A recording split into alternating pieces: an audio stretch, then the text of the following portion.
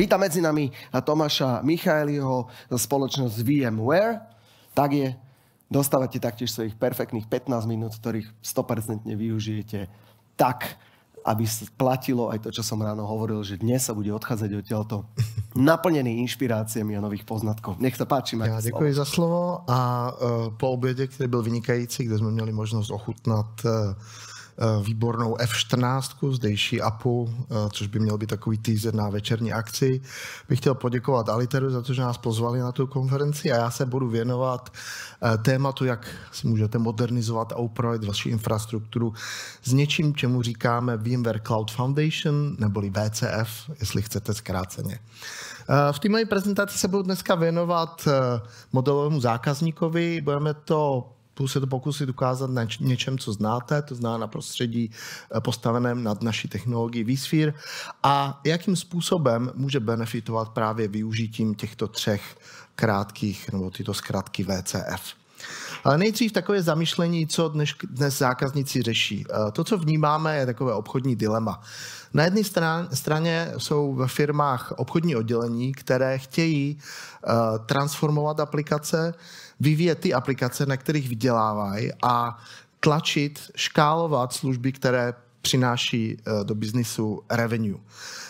Tyto trendy vychází z analytiky dat a podobně a vidíme nové technologie, jako je Kubernetes a AI, které do toho vstupují.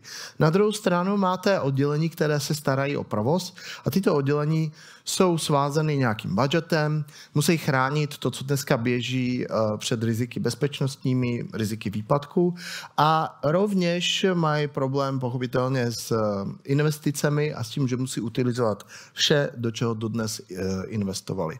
A proto přichází takové dilema, jestli teda refaktorovat a transformovat aplikace, nebo je napsat úplně znova, anebo nějakým způsobem postupně modernizovat a dostat se k tomu, co biznis žádá, a to vše při zachování investic.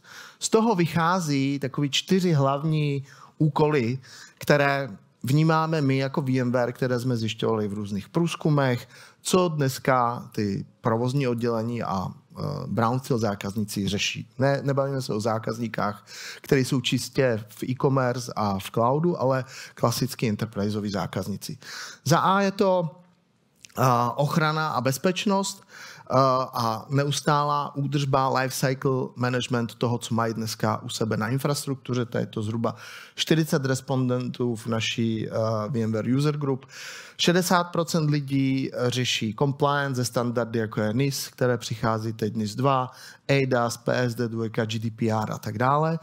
A každý jeden ze zákazníků, který dneska máme, řeší 2 základní věci, a to je platformu a la Kubernetes a kontejnery, za B v závěsu AI ML, které v podstatě potřebuje mít platformu připravenou k tomu, abyste to mohli použít. Když se podíváme na klasického zákazníka, který provozuje naše technologie, ať už vSphere, vSAN, NSX, ve svém prostředí, tak to vypadá asi zhruba takhle. V nějakých 3 datových center dneska zákazníci provozují několik vCenter a verzí. Následně máte k dispozici několik klastrů, což jsou výpočetní kapacitou toho prostředí. V tomto prostředí dále provozují různé verze tohoto softwaru. A samozřejmě různé verze ESX klastru podle toho, kdy je koupili, od koho je koupili, nad jakým hardwarem je provozují. A taky v tomto prostředí mají vytvořené různé konfigurační celky a nastavení, které definují to prostředí. Jednou se používá distribuovaný switch, jednou se používá lokální switch. A vedle toho zůstává řada softwaru, která se dokonce ani nevyužije, protože ten tým díky tomu, že je to prostředí takhle heterogenní, nemá v podstatě čas na to, aby ty služby využil a zůstávají některé licence v podstatě ladem na skladu, bez toho, aniž by je zákazník nainstaloval. Je pátek, odpoledne, stejný čas jako dneska. Můj šéf, který odchází po obědě domů, tak mi zadá 4 úkoly. Potřebuji připravit nový klaster pro projekt 1, potřebuji připravit novou platformu nebo Kubernetes cluster pro POC z aplikaci číslo 2, potřebuji rozšířit kapacitu pro Data Analytics co nejdřív, aby měli dostateční zdroje, aby zběhli svoje sestavy příští týden a mimochodem bezpečnostní oddělení chce změnit hesla, protože se ukončilo POC s partnerem číslo 12 a ty musíš uvést toto prostředí do opět bezpečného stavu. Když si tyto úkoly rozepíšu a začnu je provádět ručně, tak se může stát a stane se, že to v ten pátek prostě odpoledne nedokončím a mám možná celý týden co dělat. Připravení nového klastru bývá z pravidla velice jednoduché, z nějakého poolu serveru vyberu, nainstaluju a rozchodím.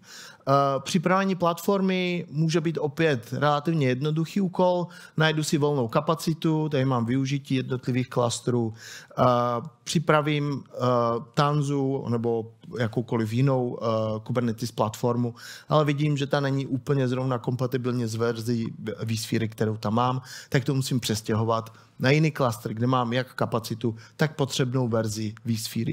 Rozšíření stávajícího klastru by měl být úkol jednoduchý, ale používám k tomu spoustu nástrojů, spoustu skriptů a když si porovnám tento experience s tím, co je možné ve veřejném cloudu, kde mám během 2 kliků jakoukoliv službu k dispozici, tak je to neúměrně náročné. Je to náročné jak z pohledu času, tak z pohledu úkonů, které musím dělat.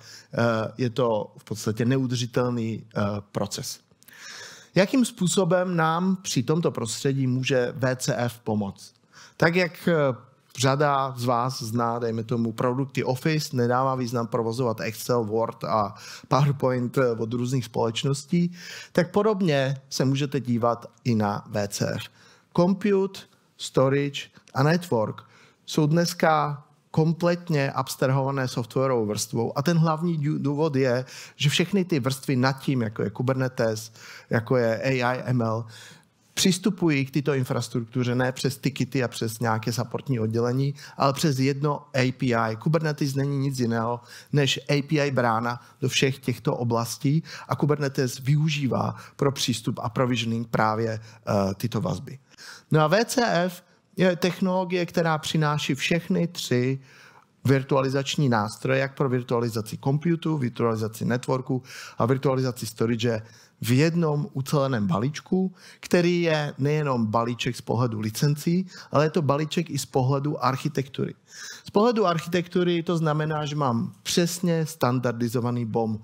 Už nemusím prohledávat compatibility matrice, co s čím je, co s čím není kompatibilní.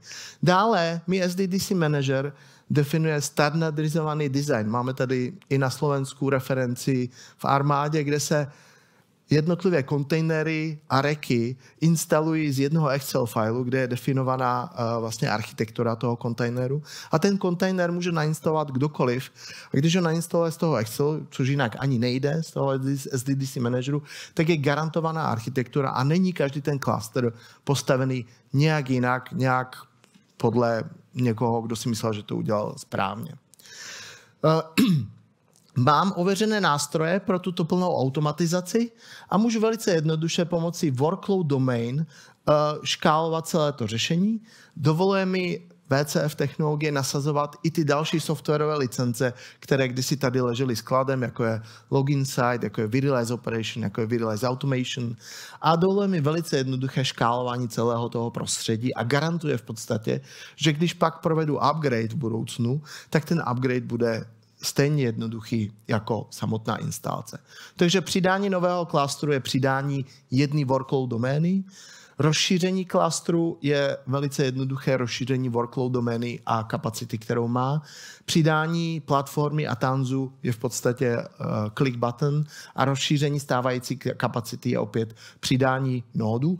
Tyto úkoly navíc můžou běžet paralelně, takže já je můžu zadat do fronty a počkám, až se ty úkoly provedou. Na konci tato infrastruktura garantuje, že je to atomický a ničím nezměněný krok a výsledek je ten, který požaduju. Takže je to plně automatizovaný network, compute a storage platforma. Úkoly se provádí paralelně a většina věcí je hotová nejdéle do 3 hodin, to všechno záleží, jak máte rychlou storage a infrastruktura servery pod tím. Tady vidíte některé tasky, které jsme v tomhle příkladu ukázali, takže vytvoření celého klastru, nejmenší klastr, který můžete v tomhle případě vytvořit, jsou 4 nódy, je zhruba 1 hodina 19 minut se všema úkolama, které se tam provedou, to znamená hardening, kontrola hesel, změna hesel a tak dále.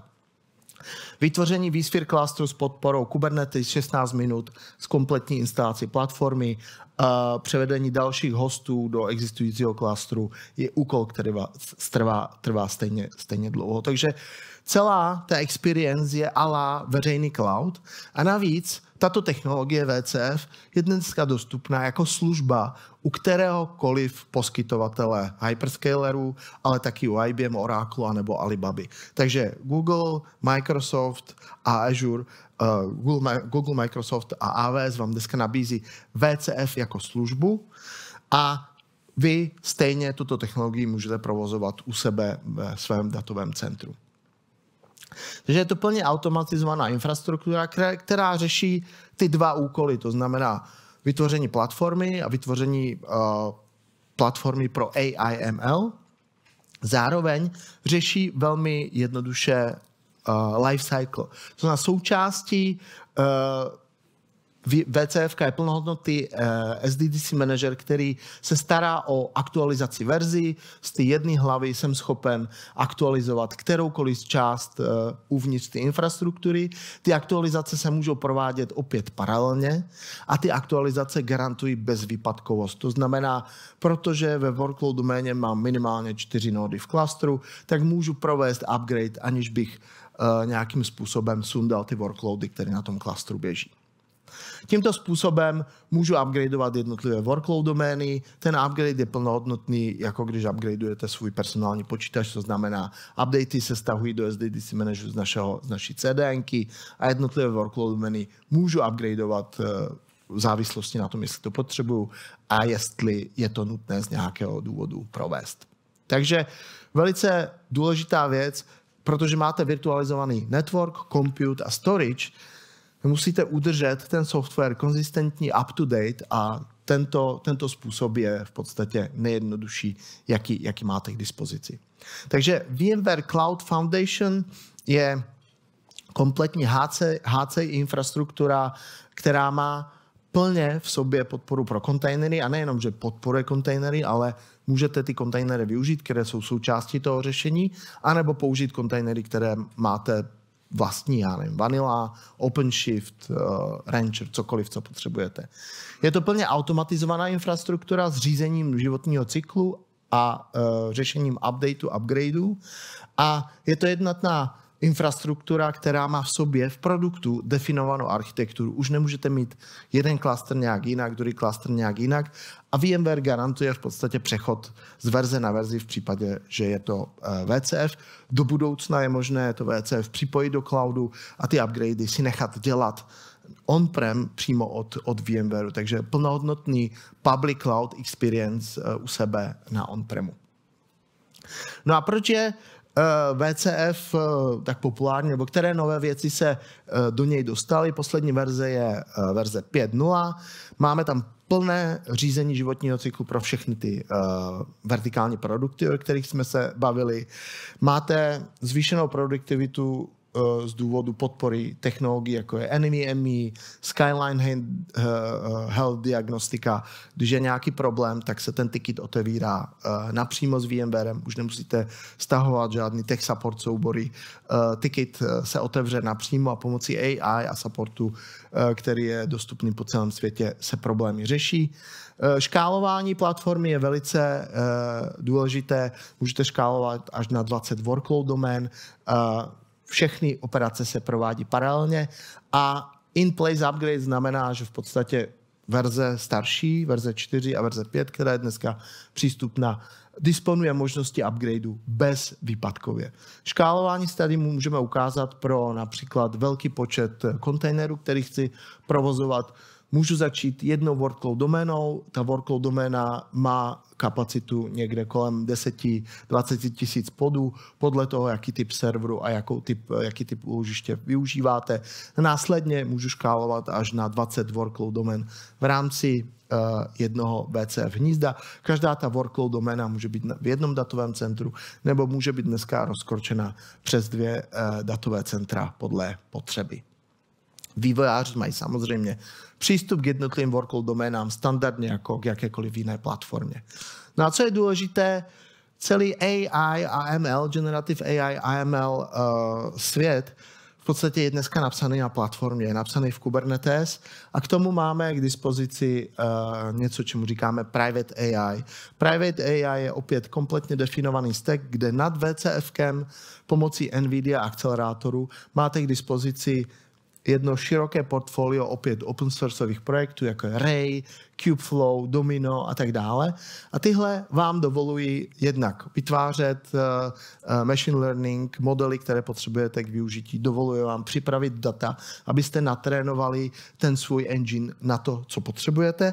A taky vám dovolují to provozovat v privátním cloudu, aniž byste museli být připojení do nějakého veřejného cloudu. Takže velice jednoduché vytvoření MLOps pro vaše privátní data, které chcete využít. My sami ve VMwareu máme dneska Large Language Model pro dokumentaci a supportní casey, takže naši inženýři využívají úplně stejné hnízdo v případě, že řeší nějaké všetečné dotazy, které souvisí s presálem. Kdo by si chtěl vyzkoušet VCF, VMware Cloud Foundation, je k dispozici VCF Lab v krabici. Je to jeden soubor, který vám v nestovaném prostředí, to znamená v prostředí, kde běží ESX uvnitř ESX a celý ten orchestr rozehraje. Tady máte link, kde si to můžete stáhnout a vyzkoušet, takže v případě, že máte dostatek kapacity, máme na to velmi dobré reference. A samozřejmě jsou k dispozici online laby, kde jsem na posledním slajdu nechal pár odkazů. Jinak v té prezentaci jsou uvnitř i videa, kde můžete všechny ty demonstrace vidět i živě, jakým způsobem jsou prezentovány právě v tom SDDC manageru. Takže jestli Alitair pak bude distribuovat tu prezentaci, tak si je můžete pustit. To je z mé strany vše a máme nějaké dotazy?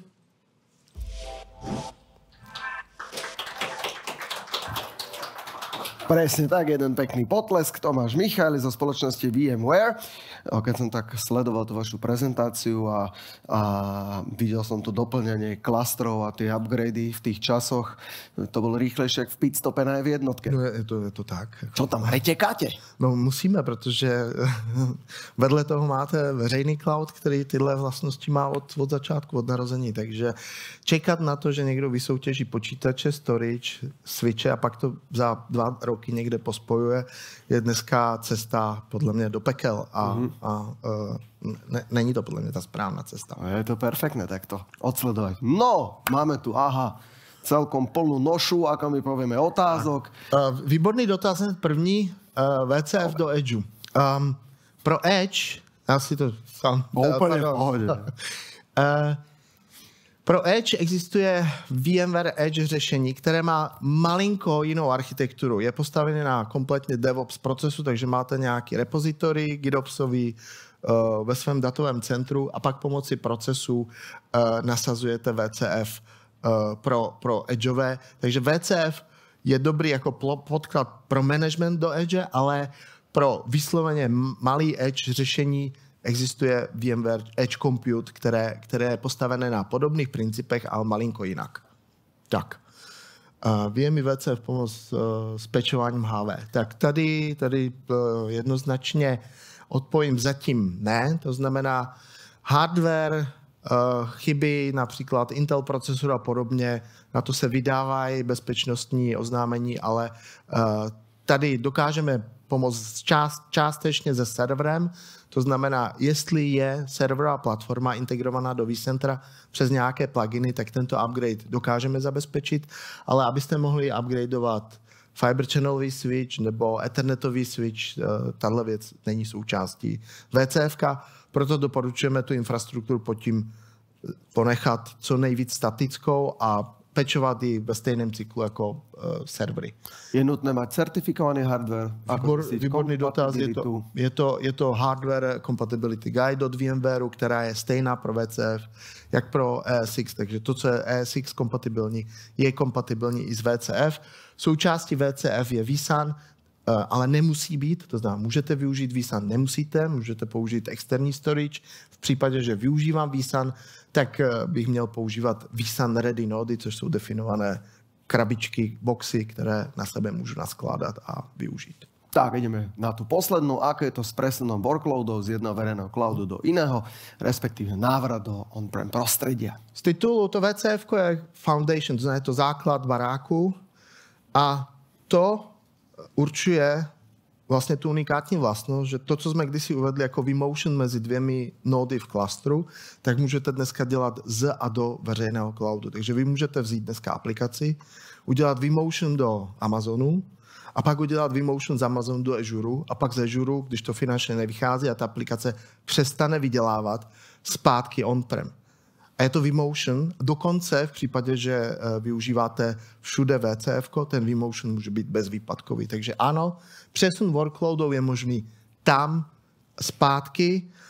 Samozřejmě některý provideri vás za to zpátky zchargujou, za to, kolik dat přenesete po trubkách, ale ničemu nebrání ten cloud využívat skutečně na pikosekundy, na dny před Vánocemi a pak aplikaci, když splní svoji roli, odstěhovat zpátky on-prem. Takže je možné přesouvat workloady dokonce bez výpadku. Dobre, ja myslím, že sme všetko vyčerpali, čo sme mali. Veľmi pekne ďakujem, bolo to skvelé.